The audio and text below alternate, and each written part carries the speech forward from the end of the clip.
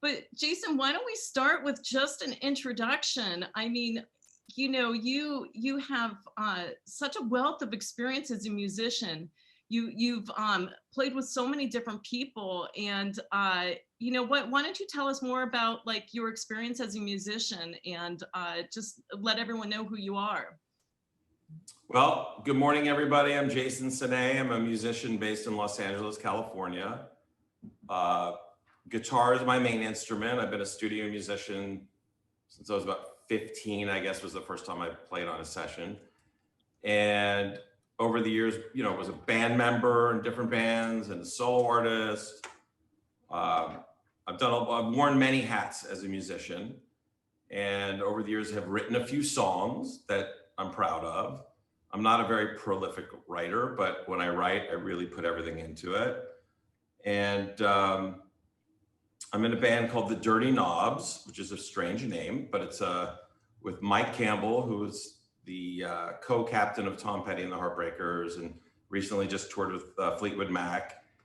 And he and I have been friends. He's been my mentor for about 20 years. He took me under his wing, and we're actually putting our first record out next month.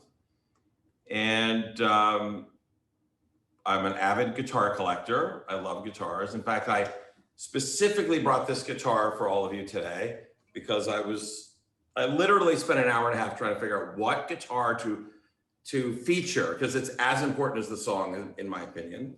And this is a 1932 Gibson Jumbo, 34, excuse me, very rare. And fast forward to today, I'm a COVID musician. So that means that I play guitar at home a lot and write songs at home and record and do live streaming. And yeah, I'm a relatively happy person who plays music, and there's not many of us. Well, and Jason, I'm wondering, how has COVID changed your life as an artist? Well, it radically changed my life because 2 weeks before lockdown, I was to go on tour for a year. So to back up this record, and it was something I was really looking forward to for a long, long time. And then when that was taken away, I had a choice either to feel sorry for myself and pout and beat on the floor, or think of other ways to be creative. So it sort of pushed me into a mode of writing songs and getting very creative in terms of live streaming. So I built this behemoth live streaming rig, which I wish I could be using right now, but it doesn't work with Zoom, for Instagram and Facebook, and several cameras, and I could run the whole thing from foot pedals. And it's very elaborate and very technical, but really fun for the person watching and fun for me to do. So I've sort of just turned it into something fun. And Jason, how do we find you on Instagram and Facebook? Just my name, Jason Sinay. And it all comes up. The good, the bad, the ugly, it's all there. So for today, we were really going to focus in on psychotherapy and your music and how it has influenced you in terms of writing songs, and I assume also playing.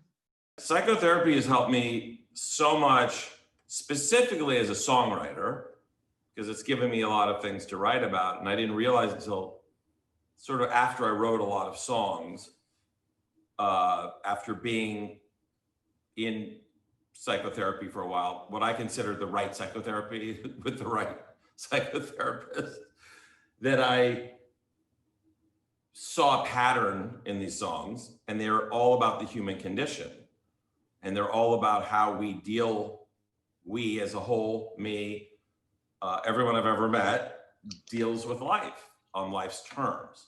So it's really helped inspire me. And I picked songs today, literally, that were all based in something that I came to in a therapy session, literally. I mean, one of them not so much, but the other two for sure.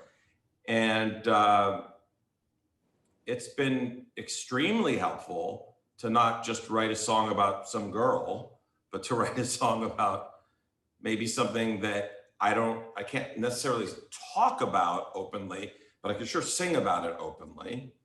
And if it's in the form of a song, the character who may be me or may not be me or may be part me, I could sing about it and laugh about it. So it's been extremely therapeutic for me. Wow, wow. On all levels. It's been great.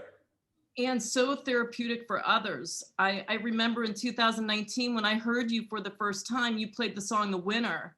And for me, finally, somebody captured narcissism, right, within a song. And I remember being on the dancing floor, just like really listening to your lyrics and just feeling like the sense of like, you know, total understanding, something that I had been looking for all my life.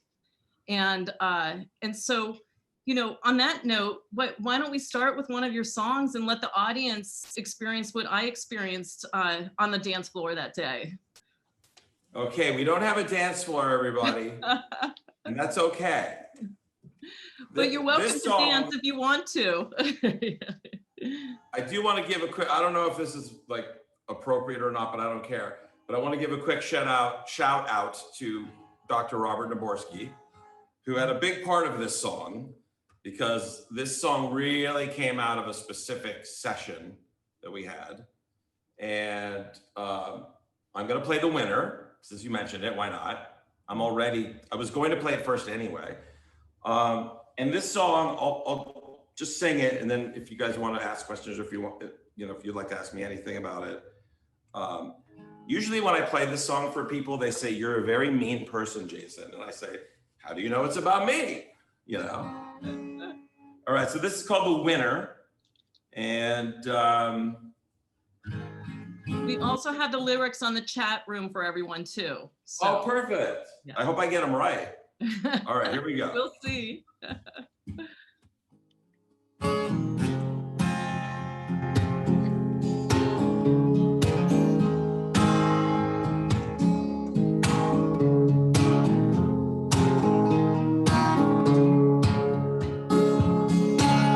I'm not a graceful loser.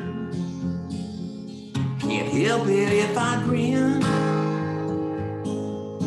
I'll kick you when you're down just to say I did.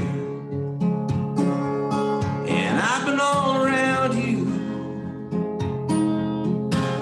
witnessed every sin. I'm looking out for no one, I never was your friend. Ooh, I'm the winner. Everybody knows who I'm talking about. Ooh, I'm the winner. Nobody told me, boy, you can't have them all. You'll never find me praying for my kin. They don't understand me or the pain I'm in. My heart cannot be broken by any one of them. And they can go to hell, then go back again. Ooh, I'm the winner. Everybody knows who I'm talking about. Ooh, I'm the winner. Nobody told me, boy, you can't have them all.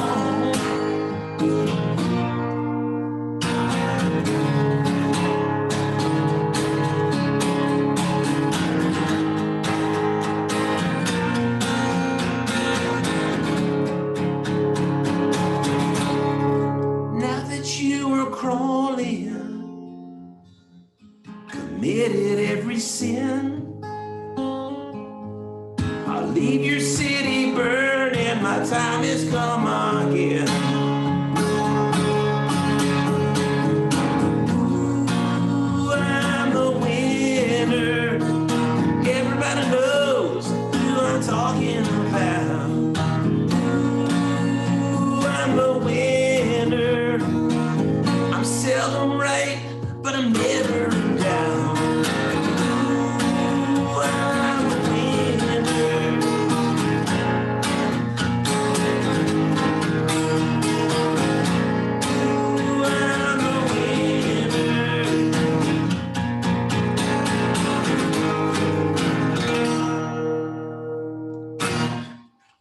the winner. Fantastic. Thank you. Just as wonderful as the first time and the many other times I've listened to that song. That's like on replay at my house. So yeah. But you said that that came out of an actual psychotherapy session. Can you say more about that? Like, did the words come to you during the session? What happened? Well, so in the chorus, you know, what is it? I'm the winner. Everybody knows what I'm talking about. That was stream of consciousness. I don't know why. That's just one of those lyrics that I thought, that's cool. It told me, boy, you can't have them all, comes from a specific event that has to be told to me over and over again in therapy to remind me. So the winner, basically, it was me facing my own narcissism and ego and need to win. It's about this need that if I don't win, or I'm not perceived as the winner, either by others or by myself, then I might as well just dig a hole and bury myself in it. It's the shame of, it's so shame on one hand is so heavy that the other side is like, well, I've got to be the winner. I've got to prove it. It's not enough. It's never enough. There's addiction wrapped up in that. And there's a lot of, mirroring that I've done of seeing parts of my parents needing to be the winner in their life, friends needing to be the winner, but ultimately seeing it in myself was really jarring. So as I saw that, it was an ugly thing to see, but a beautiful thing to see, because there's obviously a lot of freedom in facing those parts of ourselves, because how far can you run from yourself? If you're at all aware, it's going to hit you eventually. So that particular session, I remember there was something going on where it was probably career oriented, where I was feeling like I wasn't getting ahead the way I wanted to, or this person got the gig I wanted, and which is the antithesis of gratitude and compassion and love and all these other feelings that I would much rather carry with me. So as I started to write this, I'm not a graceful loser, can't help it if I grin, I'll kick you when you're down just to say I did, it's the ugliest part of myself, but it's also the ugliest part of other people I've seen. So it all really came from that. And, the reason why, I don't know if what I sent you had the colors that I put for the chorus and different parts of the song. I use different colors on the fonts. And the one thing in red is seldom right, but never in doubt in the chorus. Mm-hmm. And that's the joke. That's what makes the whole song work. Mm-hmm. So it's like, this guy's the winner, or this girl, whatever. And then at the very end admits, I'm seldom right, but I'm never in doubt. I always think I'm right. So I hope that explained it. That's just sort of the nutshell. Yeah. I mean, there's such a sense of a two-way mirror here that right. Right. Like, not only is it about yourself, but of course you learned this along the way from others in your life. Yes. And I really feel like this song is, it's an invitation for people to not only look at the narcissism of others, but to begin to look within as well. Like, what happens inside of me when my shame is so high that it activates all these defenses, right? That would put me in a narcissistic position, because yes. we're all on the continuum. And so it's so easy to like externalize that it's someone else, and so difficult to come inside and be like, oh, it's a part of me too. And what I'm noticing about you is like how compassionate and loving you are towards yourself when you in this session were looking at your shame and looking at all the defenses that get activated in the face of your shame. Like, how did you find yourself in such a compassionate, loving stance that you have right now? I just think, well, I mean, I have two daughters, so they sort of keep me, how far out can I go, right? I have two brilliant daughters, geniuses. I can only go so far into craziness because, I get a text like, I need whatever. And I laugh because they only text when they need something. But then they really just need dad, right? So that makes me very compassionate because I have these two beautiful children. But I think also growing up with a brother with special needs has sort of put me in, it's something that I always deal with on some level. Yeah. And having a brother, who's like, I'm basically the superstar of the family and he's gotten the short end of the stick and knows it. So I think that's been something that's been a lot of work in therapy to, not carry so much guilt and shame around that. That I've, over the years, as I've worked through that and on that and other elements of familial, trauma and drama, is that the only choice is to start being a little nicer to myself. It's like at a certain point, it's enough, right? So I think I'm very lucky. Dr. Naborsky has always said, my saving grace is I can laugh at myself.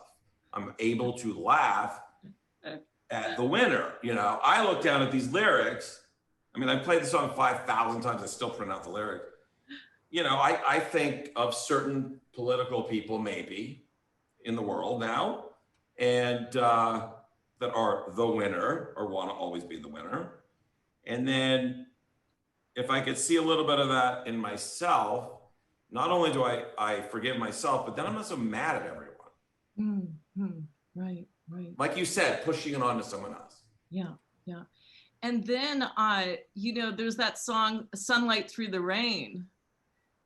And the hope that's embedded in that song and the wisdom of just really accepting the present, like accepting like what is. Where did that song come from, Jason? Well, that song's an interesting song in that it's the only song I've ever written in my entire life in one sitting.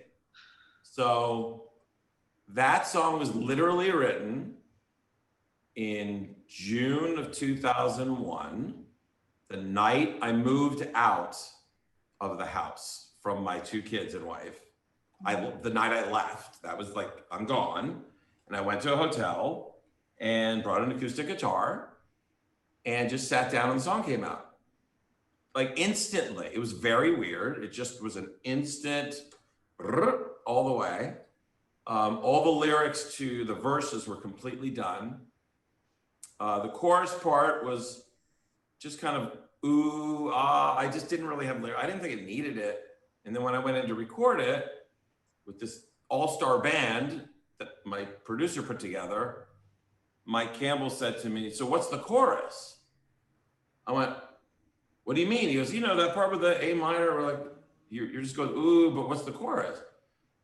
And I had to think very quick. And I said, oh yeah, I forgot to write it down. So I made it up. So literally the chorus I made up right there. So everything about that song is just on the spot.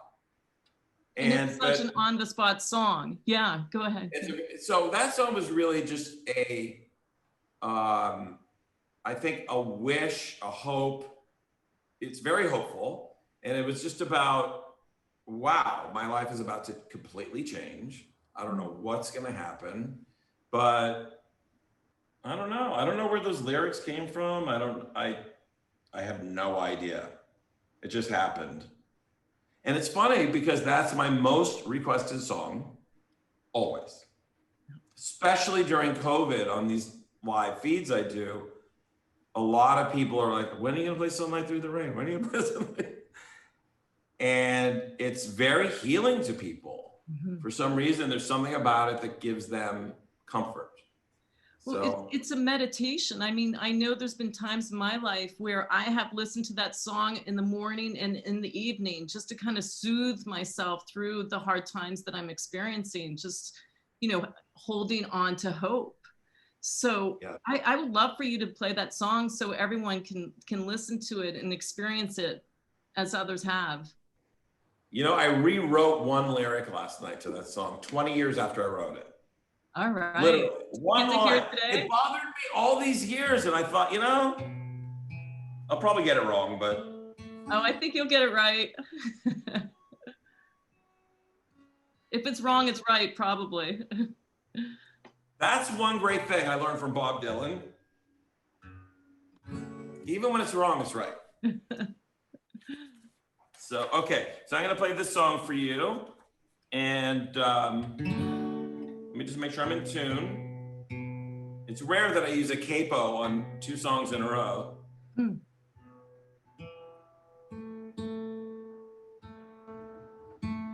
I've just rediscovered this guitar. I just moved. And so I've become acquainted with my guitars again. I have a little bit of a guitar habit. I'm around 107 guitars.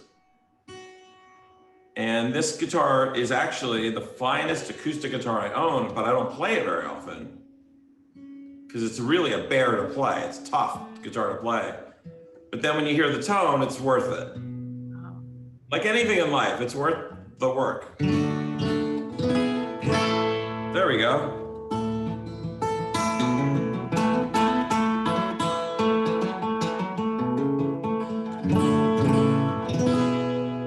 Okay, here we go. Sunlight Through the Rain.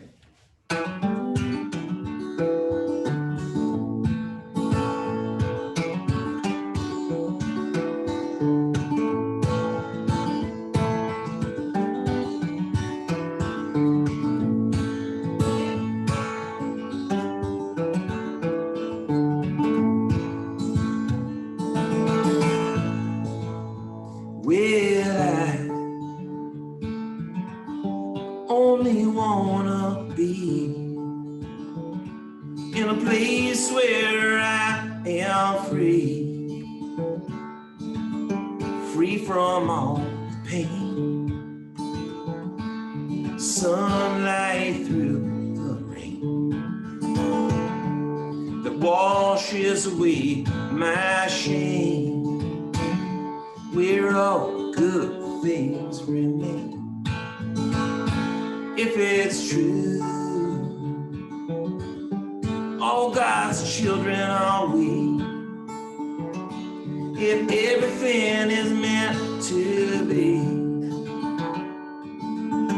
as it is right now, looking for a break in the clouds. The voices in my head are getting loud, and there's no time left to be proud. Can you see sunlight through the rain? Can you feel sunlight through the rain?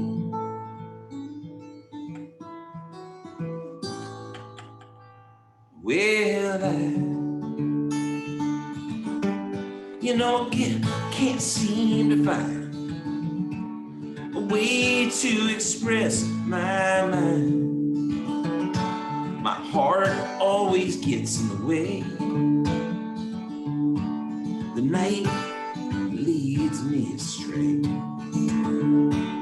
The morning has other things to say, but all I do is pray that I learn how to roll with it all, trusting that I won't fall, 'cause holding on is just a waste of time. Nothing in this world is really mine. We're just another leaf on the vine, and everything's fine. Can't you see sunlight through the rain? Can you feel sunlight through the rain?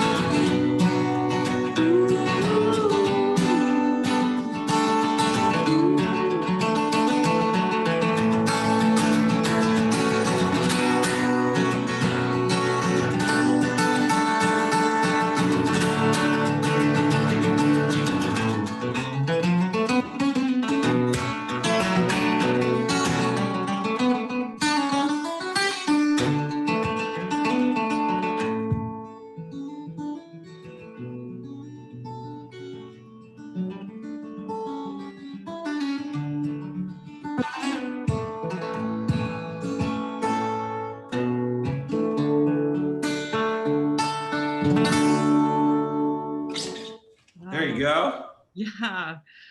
What is that like for you to play that right now with us, Jason? Like, what feelings come up for you?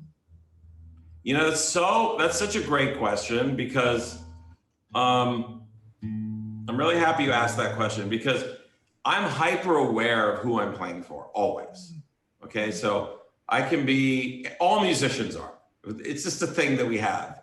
We know we can be in a room of 1,000 people and the girl in the back on her cell phone, that's what we see. She's not watching our show. It's just a thing.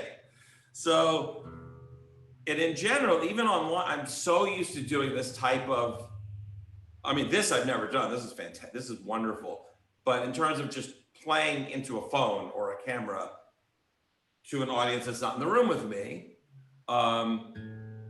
it's lovely because I feel like people are hearing a song they've never heard. Mm-hmm. And it gives me the same feeling as performing anywhere, which is really a gift because, look, I don't play this early in the morning. I don't get up as early as I got up today, and it's just preparing for this was just like any performance. Like if you guys all knew like what I was doing last night, this isn't where I play. This is not my studio. This is a bathroom. My studio's upstairs, but they're working on it. And like, I brought all this stuff down just to make, so the feeling is that I'm performing. So that's literally, you picked up on that, I guess, because it's joyful, even though I don't see, and I'm not getting comments like on Instagram and Facebook. I have just floods of comments coming in, right? And I can react to it. And in a way, this is nicer because there's no distraction. I just see you, I'm playing, and it feels like a regular performance with the added benefit of some brilliant people that are listening to the lyrics, in a deep way. So, and Jason, nice. if you could see my cell phone here that was blowing up, I'm getting texts from everyone saying crying, and yeah, so your capacity to heal, like not only through the songs that you write, but listening to you play them. This is my #1 Jason Sinay song, Sunlight Through the Rain. And when I follow you on Instagram, one thing that I treasure about you is your capacity to thank your teachers. So, you'll post a Jimi Hendrix song or a Neil Young song, and I'm always like, oh, that's my favorite Neil Young song. That's my favorite Jimi Hendrix song. Well, this is my favorite Jason Sinay song. And oh, thank you. Yeah, and I'm so glad to share it with everyone because it's been profoundly healing in my life, but also with the people that I work with, because of course, I've tweeted the song many times. I've shared it on my social media platforms, and the people that I work with, both therapists and patients, hold on to the song, play it, and then they come back to me and they say, thank you so much for sharing that. So, your capacity to share is just amazing. Thank you. It's funny, I often don't give enough, I don't want to use the word credit, but I don't honor enough that I'm lucky, very blessed to be able to, here's a perfect example of the winner. Here you go. Here's it in a nutshell. So Sunlight Through the Rain is the opposite of the winner, right? So the winner says, well, I should have this many people listening to this. You see, instead of the joy of like what you just told me, which is so lovely, which I can take in and appreciate, that's taken me a long, long time. And I still battle with that part of my psyche at times. And when that happens, it's, I'm very fortunate. I have enough really cool people around me to basically say, for lack of a better term, Jason, shut the fuck up. You're so lucky and you're so talented and you have it all. Just stop.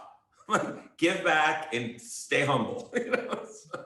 I suspect that tension actually helps you write. I mean, just, really battling with yourself within and receiving a lot of support from people around you, I suspect has a lot to do with creating. It does. I mean, it does. And it's really interesting. I have found that recently, after going through, a pretty big breakup, that how much room I had suddenly to create that was eaten up by just drama and things that I shouldn't have really been dealing with. And that space has opened up. And with COVID, it's not like I have a lot of people hanging out around me. So who I do, I'm very careful. And basically, if someone can't handle me playing guitar 5 hours a day, they shouldn't be around. I have to play all the time now, right, and write and leave space to write. Yeah. And it's writing for me is a really strange thing. Once I get into it, I'll work these songs through until they're correct. But there's this initial inspiration, right? And then I have to overcome a lot of internal head trash to get past initial inspiration, then boredom of initial inspiration, then tearing it apart. Oh, these chords were used by Neil Young before. Instead of just doing like what Mike Campbell will do, is he'll just keep writing it and then flip the chords around later, right? Like figure it out later. Yeah, I'm copying whoever. So what? So I'm learning from these masters. Like, don't be so hard on yourself. You're borrowing from someone. We're all borrowing from everyone.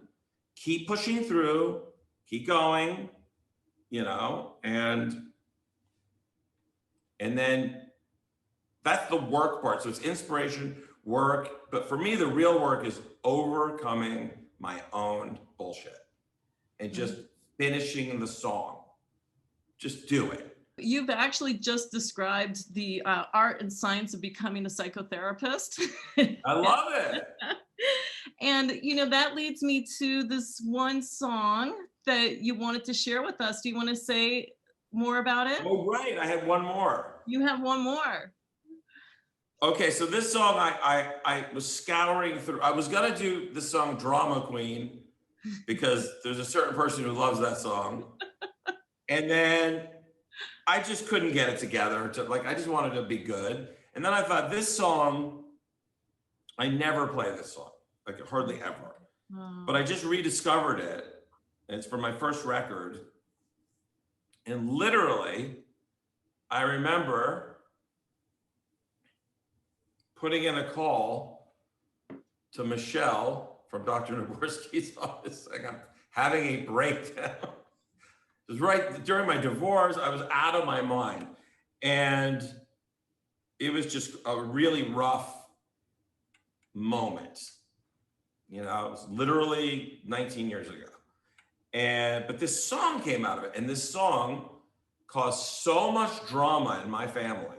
It became this thing because the song is called The Only Son.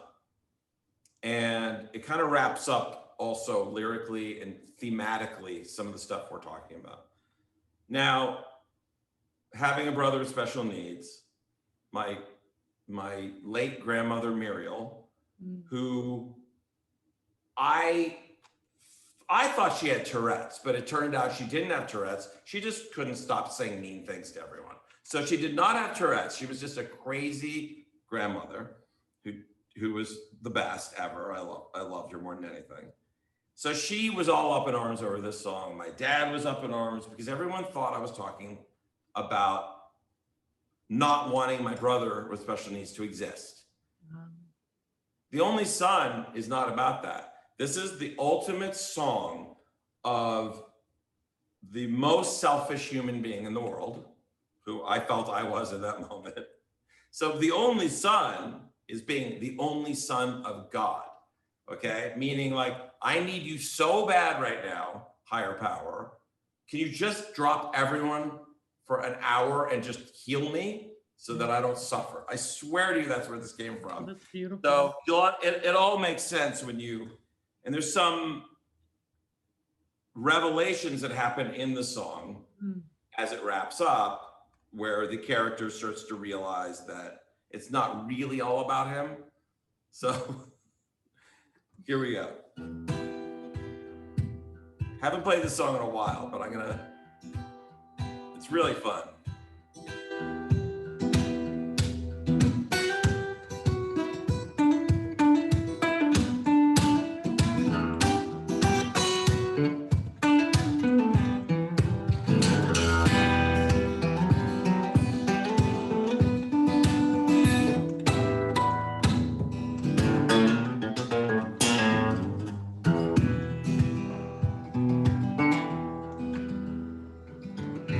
Here I go, another breakdown, moving through the acid trails.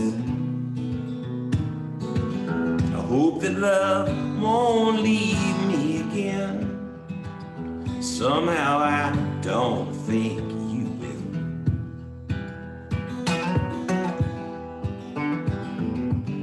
Take my bones and grind them to dust. Take my will and my heart full of lust. Leave me nothing but the soul I lost. Spend my life to pay that cost.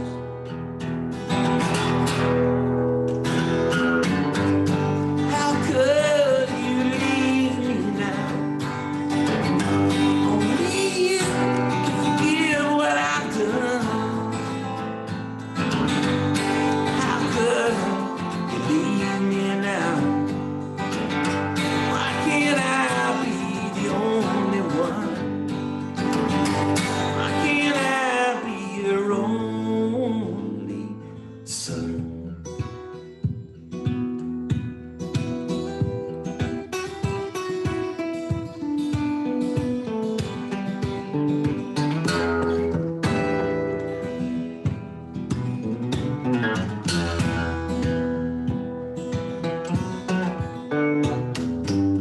In my hands, I hold the key. This old world don't turn for me. When my flesh becomes the earth, the love I leave is all I'm worth.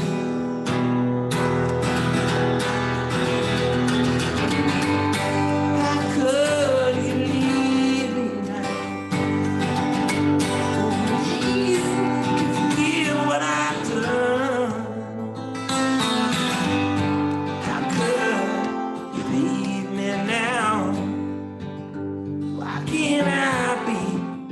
Only one.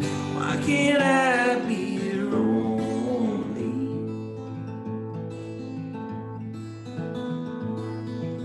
only son?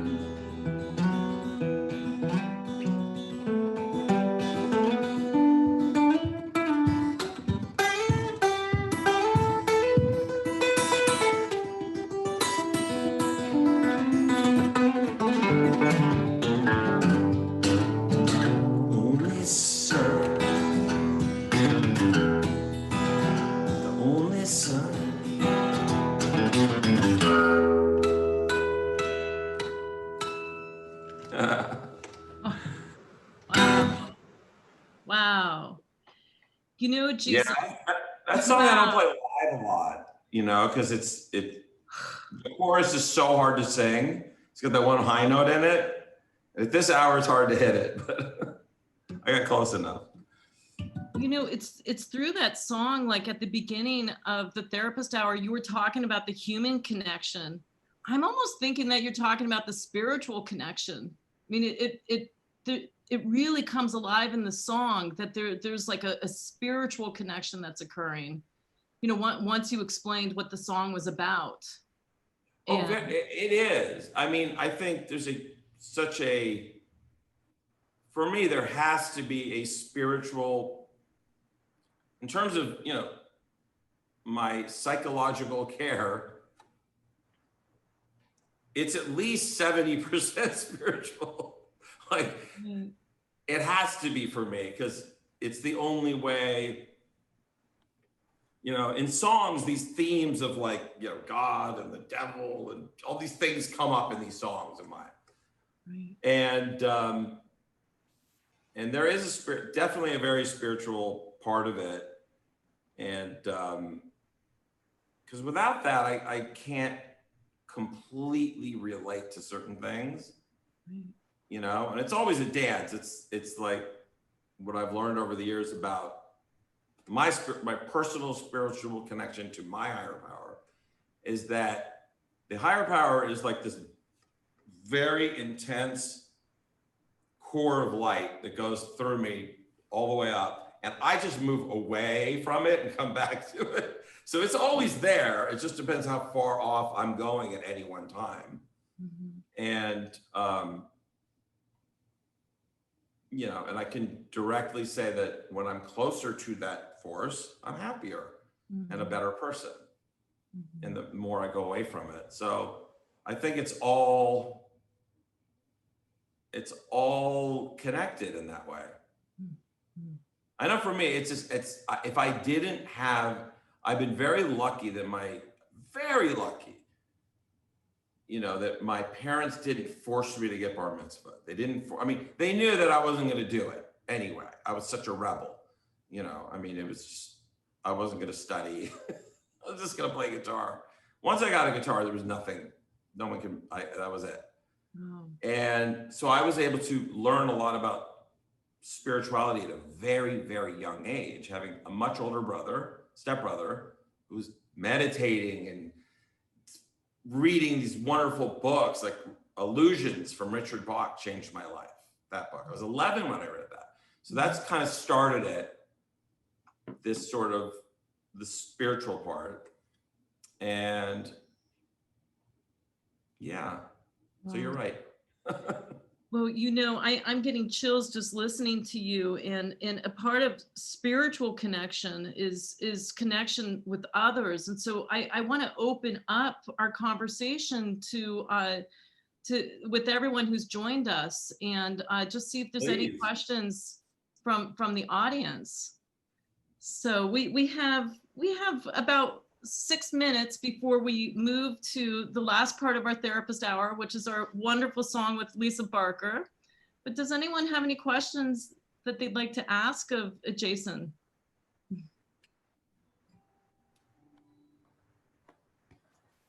I knew it was you, Jonathan. This is Dr. Egan from Galway, Ireland. You know, Tom Waits says he never heard the melody till he knew the song. Are you a bit like that? Is it that you can't but not write when the affect comes up, when your feeling comes up? Do you have to write? Do you have to reach for the guitar? Is it like your heart external to you, and you play your heart?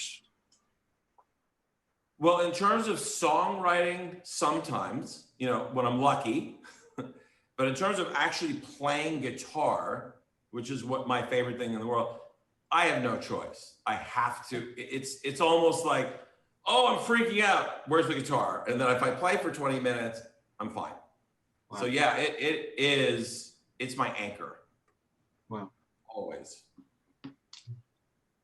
And I love Tom Waits, by the way. he's great. But when you play the guitar, it's almost like there's bars of compassion that come in after an angry bit or something. It's just really interesting to hear the juxtaposition of those things on your guitar. I'm so happy you mentioned that, because that's something I worked so hard to, you just made my day, thank you. But especially solo acoustic guitar, right? There's nothing to lean on. There's no drums or bass or keyboard. There's no other guitarist. So the entire arrangement of a song, you have to do it with your hands. And that's taken me the longest. I've been playing for 43 years, but what's taken me the very longest is that.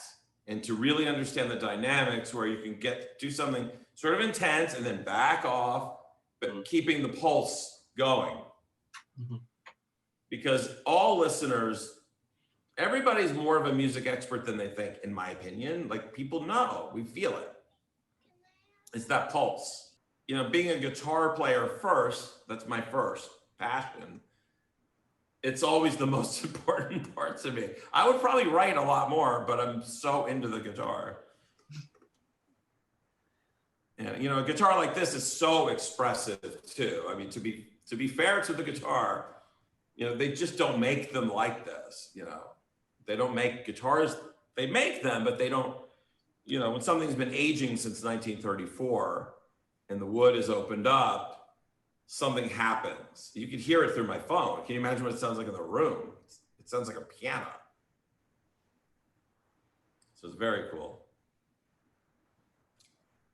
I just want to say thanks so much. It's just awesome. Just loved it. Thank you, Alan. Thank you so much. You know, it's one thing I was kind of seeing is like there's kind of like core themes in each song, like more or less, or maybe more than one theme in there, but it's like rich stuff that it's like, I think, you know, it belongs on some of the slides when we teach, you know, some of these, do you know what I mean? Some of the core content of, you know, in each song, like the You can take any one of my songs anytime and use it. You know what I'm doing actually, Alan? I'm all these songs I'm about to record acoustically, just like this, not the full band versions, because I feel like the lyrics really, really come out in this format because it's just so bare. So I'm actually doing a full acoustic album of a lot of my old stuff and some new songs. That's great. Margaret, you had a question. Do you want to ask? Yeah. Hi, Margaret Martin. I'm in Austin, Texas. First, I just wanted to say this is so lovely. And I really connected with the pain in the first song. And I was thinking, like, I really felt it. And it was interesting you talking about that people say, oh, you're so mean when they hear that song. And I was thinking, and I don't know if it's because I'm a psychotherapist or because of sort of the introduction that you and Kristin gave to the song, but I just felt the deep, deep pain and really connected with that. And it was so lovely.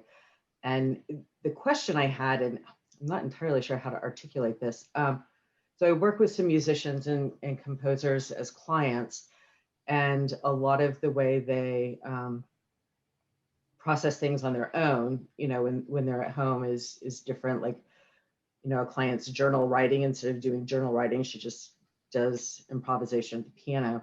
And so I'm wondering if, like, during an unlocking or a portrayal or those deep shifts and changes and integrations in psychotherapy, if that experience comes up, I mean, obviously music comes up and there's composition, but in the moment, is it different?